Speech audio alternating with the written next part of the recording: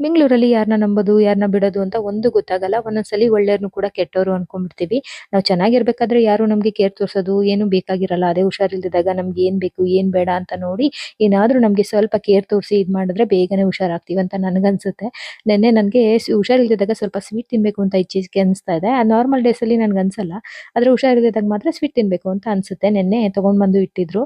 ಇವಾಗ ಅಜ್ಜಿಗೆ ಮತ್ತೆ ಧ್ರುವನ್ಗೆ ಕೊಟ್ಬಿಟ್ಟು ಇವತ್ತಿಂದ ಎಕ್ಸಾಮ್‌ಗೆ ಓದ್ಕೊಳ್ಳೋದಕ್ಕೆ ಅಂತ ರಜೆ ಕೊಟ್ಟಿದ್ದಾರೆ.